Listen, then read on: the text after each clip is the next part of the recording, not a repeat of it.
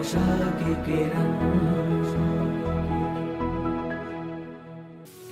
અને એટલે તો ભગવાન સ્વામિનારાયણ શિક્ષાપતિના પહેલા શ્લોકમાં વામે યશ સ્થિતા રાધા સૃષ્ટિ યશ્ચાસ્તિ વક્ષસે વૃંદાવન વિહારમ તમ શ્રી કૃષ્ણએ હૃદયે આ અદ્ભુત શ્લોક લખ્યો, જેથી કરીને ક્યારે એ સમજામાં ના આવે.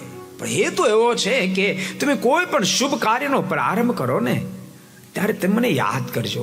ભગવાનના ભક્તો જેના જે ઈષ્ટ સ્વરૂપ હોય, જેનું જે ઈષ્ટ સ્વરૂપ હોય, તમે કોઈ પણ શુભ કાર્યનો પ્રારંભ કરો, તમારો ઈષ્ટદેવ ભગવાન સ્વામિનારાયણ છે, તમારું ઈષ્ટ સ્વરૂપ ભગવાન રાઘવ છે, તમારું ઈષ્ટ સ્વરૂપ ભગવાન કૃષ્ણ છે, તો હૃદયથી એને પ્રાર્થના કરી પછી શુભ કાર્યનો પ્રારંભ કરશો.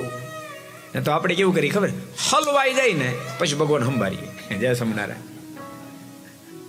કેવી પોઝિશન છે આપણે, બોલો તો એમાં ખબર, હલવાઈ જાય એમાં ખબર પડે, ફિટ ક્યાંક થઈ જાય ને પછી આપણે માનતા માનીએ, કાંઈનું કાંઈ કરીએ, પણ હલવાઈ ગયા પછી. પણ શુભ કાર્યનો પ્રારંભ કરીએ ત્યારથી પરમાત્માને સાથે રાખીએ તો હલવાવું જ ન પડે. દુઃખ મેં સુમરીને સબ કરે, દુઃખ મેં સુમરીને સબ કરે, दुख में सुमरिन सब करे, सुख में करे ना कोई. यदि सुख में जो सुमरिन करे तो बाप दुख कहां से होई, दुख कहां से. आपको पसंद आया हो तो लाइक करें और शेयर करना मत भूलिए. सब्सक्राइब करें सरदार कथा चैनल को और बेल आइकॉन पर क्लिक करना मत भूलिए लेटेस्ट वीडियो सबसे पहले पाने के लिए.